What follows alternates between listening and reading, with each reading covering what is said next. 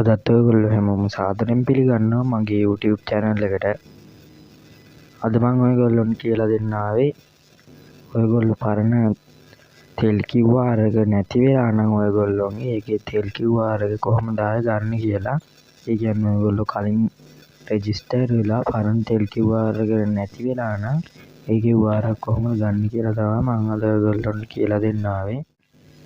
දැන් ඔයගොල්ලොන්ට තියෙන්නේ මම ඩිස්ක්‍රිප්ෂන් එකේ ලින්ක් එකක් දාලා තියෙනවා මේ වෙබ්සයිට් එකට එන ලින්ක් එක.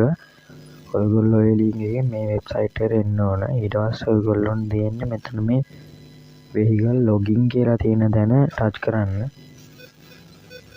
හරි මම දැන් මේ විදිහට vehicle login කියලා තියෙන තැන ටච් කරනවා.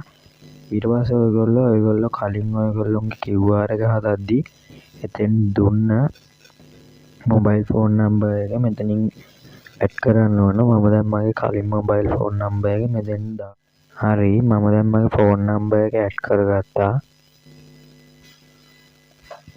ෆෝන් නම්බර් එක ඇඩ් කරගෙන ඔයගොල්ලෝ කරන්න ඕන මෙතන මේ තියෙන send OTP කියන එක ක්ලික් කරගන්න. ටච් කරගන්න ඕන.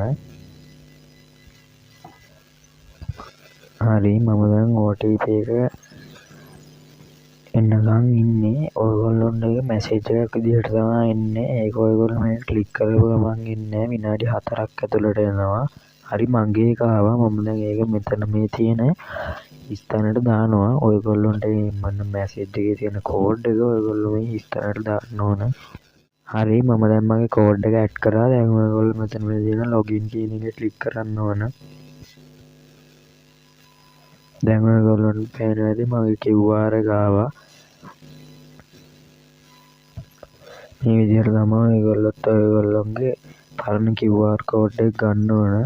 එහෙනම් අපි ඊළඟ වීඩියෝ එකකින් හම්බෙමු. goodbye.